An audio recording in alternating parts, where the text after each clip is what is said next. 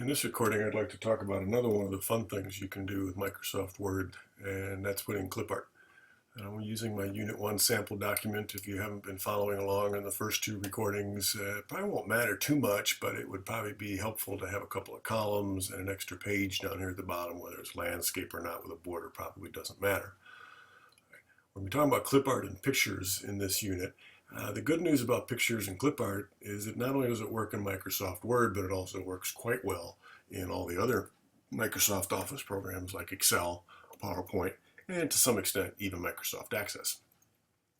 To insert pictures or clip art, there's two different ways to do this. The first is insert. You insert both. The first is pictures.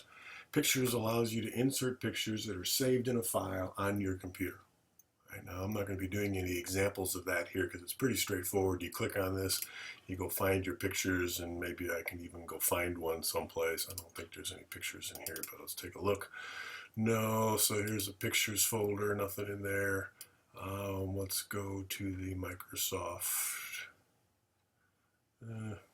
I don't know that I have much stored on this computer with pictures, unfortunately, on this virtual machine. So we'll just have to live with this here, with the fact that I don't have any pictures in files. But you get that, it puts it in, and everything else is the same as what we're going to be discussing next, and that's getting online pictures. Microsoft Word comes with a bunch of online pictures. Actually, Word itself doesn't come with them anymore. It used to. Now when you click on online pictures, you are taken to a page and you can do a search on microsoftoffice.com for clip art. The book tells you what to search for. In this case, I'm searching for a cat. So I'll just press cat, press enter, and it searches and I can find a bunch of cats. These are all relatively free for you to use, particularly in education, but if you're doing something for work or even for a church youth group or something, be careful because these are copyrighted. The one that I want is this one. I've been practicing, so I'm going to grab that and then say insert. And there's the cat in its original size. And now I can do all kinds of stuff with this. One of the things the book doesn't demonstrate is that you can resize this cat by grabbing the handles. These white boxes are on the outside are called the handles. And I can resize my cat. And this is typically what I do in my newsletters and my documents is size by dragging. It's very rare that I know exactly how high or how wide I want these things to be. The book always tells you to make this 2 inches wide. When it tells you to make it 2 inches wide, that's this button up here. I'm in the Picture Tools Format ribbon. That's this box right here. We can put in a 2 and watch what happens to the height. It automatically adjusts. The reason it does that, I'm going to open up the size dialog box here. The reason it does that is all pictures by default have their aspect ratio locked. So if you change the height, it automatically changes the width to maintain that aspect ratio, the relationship between the height and the width. In this case, they're identical. So that's very handy because it keeps you from distorting your pictures up here. Occasionally, though, you might want to distort your pictures. So I could squish my kitty down by using one of the size handles. I can undo that. Notice if you use the corners, you can't mess up the aspect ratio. It stays. Okay, so that's a nice convenient tip. You drag from the corners, any of them, and your picture will resize. Notice this picture is kind of stuck in the upper left-hand corner of my screen. By default, most objects, pictures, text boxes, those kind of things, not all of them, but most of them have inline wrapping set to start, which means they're treated kind of like a character. In most cases, that's not what you want. In my notes, if you look at them, I have a lot of little characters that are embedded inside the text. So those itty screenshots of buttons on toolbars and those kind of things. Those are inline. I want them to follow the characters, but they're very, very small. Most larger pieces of clip art, you want some kind of wrapping, either square or tight in most cases. The book occasionally will use in front of text and then put the pictures in the margin. Another powerful technique.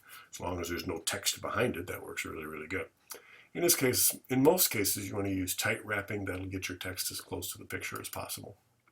So I've changed the wrapping on that now, and now I can drag it around, put it wherever I want, and it'll stay. So if your picture's not staying, it's probably because the wrap, or it is staying exactly regardless of what you do to it. It's probably because the wrapping hasn't been set yet. Okay, so there's my picture. Another thing the book doesn't talk too much about is this rotation handle. Up at the top, there's another handle, looks like a little arrow, and using it, you can rotate your kitty and do just about anything you want and drop it. There are other ways to do that in the picture format toolbar. There is this, which allows you to rotate left and right 90 degrees, flip it so that pictures that are looking to the left are now looking to the right. Tops and bottoms flip. There's all kinds of things you can do here, including designating an exact number of degrees of rotation. Again, usually that's not what you need. Most of the time you're going to eyeball it and say, that looks exactly the way I want it to be. Another thing the book doesn't talk about, except just briefly, is resetting a picture. If you play around with it and you just make a mess out of it, you can undo 65 times, but that gets to be a pain. This little button, if you touch it, please, if you touch it, says reset the picture. But there's actually two options here. One is reset the picture. That'll turn all the colors and everything back again. But what I want to do is reset the picture in its size, and so it puts it all back to the size it was when we initially got it. Okay, let's move that up here so we can see a little better. Again, those are the alignment lines that are new in Office 2013. If I leave my kitty there, it's basically centered on the page, and it's aligned with the top margin of my page. So those come in handy. They're just there temporarily. We'll just leave it there. Another technique the book shows you that's very, very valuable is removing the background. Maybe I like the cat, but I don't like the purple diamonds or triple squares around behind here. And in most cases, that would keep you looking or maybe going to a drawing program to remove those. But Microsoft Word has a pretty powerful remove background feature that can really help you with this. Simply make sure your picture is selected and then click Remove Background. And Microsoft Word tries to anticipate what it is you want to remove. This is the background box. This is everything outside of this box is considered part of the background. Often I find it's better to make this thing fill the entire picture. We get a little bit better grasp of what's not background. So all this pink stuff is going to be considered background, and everything else, notice how its regular color is going to stay the way it is. Now the only thing that I do want to put back are the cat's eyes. In this case, the cat had white eyes. The background was kind of white purplish, and so Microsoft Word is guessing that this maybe should be the background color. Well, if my page has a texture, or if I'm using Excel, you'll be able to see through the eyes. I don't want to do that. So I'm going to use these buttons to say, mark this area to keep. The book has you draw lines. I have found that if you just click, often Microsoft Word will do what you want and it'll figure it out. So I'm going to click, and my two white eyes that I had initially are now back. And once you get everything looking the way you think you want it, then keep the changes. And now my cat has no background, and I can resize it and do whatever I want. Okay. So let's use the resize to change its width to 1 inch. Okay. Looking pretty good. And now, if I zoom around here a little bit, there's a paragraph up above on Casey's cat. I can move this up here. Oops. Let's try that again. It doesn't want to move. Well, probably because of the anchor. Let's see where this is. Keeping the same. Nope, move with text. Let's just do a fixed position on the page. Book has you do this just about all the time. It should make it a little easier to drag things around. Okay, and this first paragraph up here is about Casey's cat, so we're going to drop the cat in there. Notice how the text is wrapping around it. You can move it a little bit to get the text to look a little bit better. That's not bad. There, that's pretty good, except for this gap here, but that's not bad. And now I've got a kitty inside, and I can drag it around. By removing the background, the text gets a little closer. Right? Notice how this and was are closer. Normally the square wrapping will put a square on this, and the was will push over, and the trouble will probably move over, and things will wrap a little bit differently. Right? This is as close as it can get based on the words. Right? Jumping does not fit there. Raised does not fit here. You'll see these sometimes be a lot closer just because the size of the words are smaller. Okay, so that's one way to insert. Another way to insert that the book doesn't talk about is just find images someplace, particularly on the web. So I'm going to open up my Firefox browser here, and I'm going to go to Google. And in Google, if you look around, there's an opportunity to search for images. Now, I use this so often in my work as a teacher that I actually have a bookmark for this to go to Google Images without me having to actually go here and then click on images. In here, you can search for images of just about anything, and all it returns is images, not websites, but images. Very handy. I'm going to look for Mid-State Technical College. We'll look for our logo, and there we go, Mid-State Technical College. And here's a bunch of images that are related to Midstate, the new campus building, our signs, I don't know what the dog's about, and all kinds of cool stuff here. But what I really want is our new logo, and that's it right here. These are the old ones, by the way, still hanging around out there. Okay, this is our new logo, so I want a copy of that. So I'm going to, first of all, click it in Google image search, and then I get the full size. You can copy it right from here, but you'll get an image that's exactly that size. More often than not, you want the full size image. So you click it first, and then you get the full size image, right click it, copy it to the clipboard. Now that image in its entirety is on the clipboard. So I'm going to go back down to page 2 just to make this a little easier. I'm going to paste it. And now I have a copy of it. Very, very simple. You can look for anything using Google Images, find the picture that you want, and put it in here. Remember copyright. Most of these images are copyrighted. If you're using them for educational purposes, you're okay. But if you're going to put them in some other, you're going to get pictures of Mickey Mouse or Anna and Elsa from Frozen, those are copyrighted. You can probably put them in your school assignments, but putting them in a church newsletter may be a little dicey. I doubt Microsoft's going to come after your church, but if you're a business, you definitely can't use those without permission, and in some cases, maybe even paying a fee. So I've pasted that in here. All right, now, maybe I just want the logo. All right. One of the things you can do with your images in Microsoft Word in the Picture Toolbar's Format tab is crop them. The book talks about crop to shape and crop and aspect ratio. I can crop it 1:1, right? And it gives me a 1-inch square for the height. Right?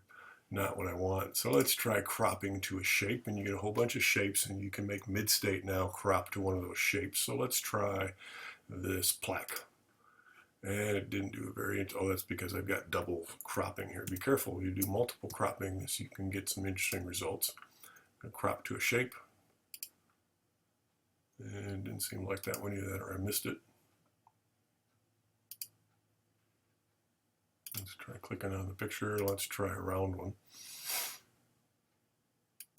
There we go. And it's rounded the inside. Notice how it's rounded and some of the stuff is chopped off. So you can crop to a certain shape. Sometimes that works. In this case, I'm just doing it for demonstration purposes. It's really not what I want. What I want to do is get rid of the text and just have the logo. Now, another way to do this is to paste this into your favorite drawing program. I use paint.net. Crop it permanently and save it as an image that's just the logo.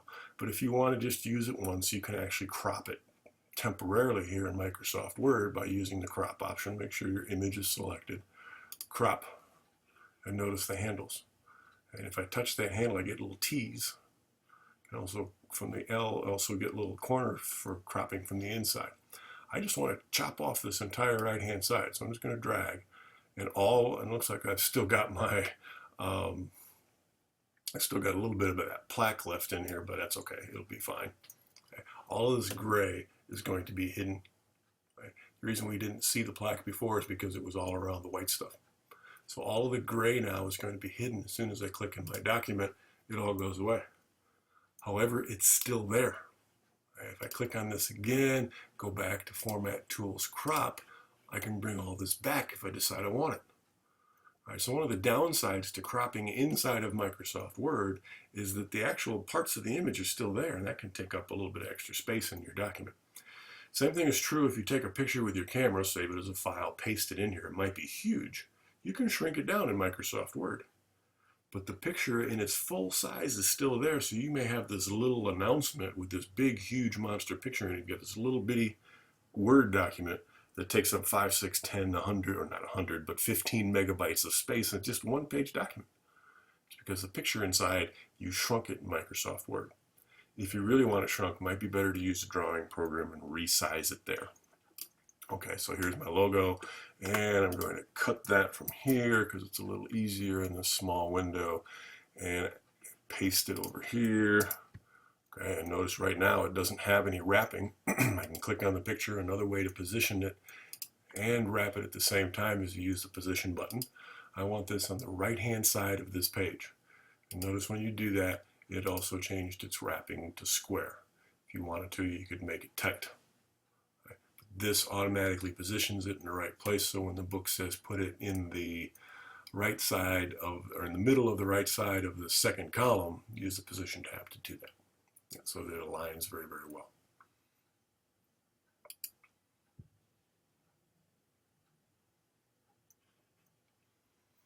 Okay, I'm going to copy this down to the bottom. Just a couple more things I want to talk about. I could have done it up there, and maybe I'll put it back. Maybe I should cut it. Let's do that. Change my mind. I don't want it here. Cut it. Scroll down and paste. A couple other things we can do with images is put some picture styles on them. If I touch these, you get previews. Okay, very nice. Shadows, reflections, all kinds of things. So let's go with the shadowed one.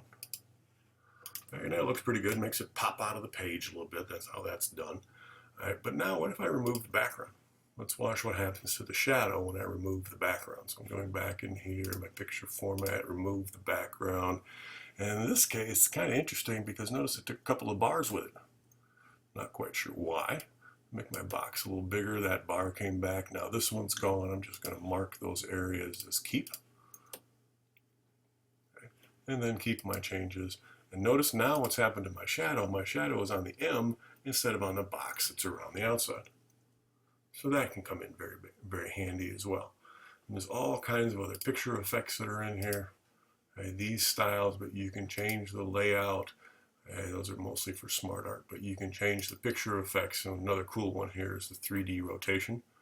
You can preview these and rotate my image, okay, including making it flat, adding some more stuff to it. So you can experiment with those until you find what you want. Really a lot of power for image manipulation here. Often I will use Microsoft Word to manipulate my images instead of my drawing program because it's got so many built-in things that are pretty cool. So here's some preset ones. Some of these aren't doing a whole lot right now, but that one's kind of faded and rolled and put in a brick. Interesting. Right? So all kinds of options.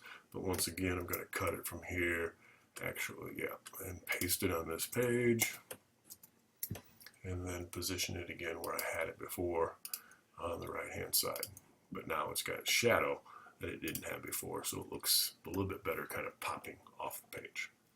Some demonstrations of some of the cool things you can do with pictures. Again, remember a lot of this works in PowerPoint. A lot of this also works in Microsoft Excel. Excel doesn't have wrapping.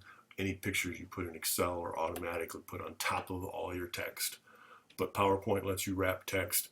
Access has limited capabilities for modifying the images. So maybe what you do is you copy the image from Microsoft Word after you've got it looking the way you want, and you can copy it and switch to Microsoft Office and paste, or Access and paste.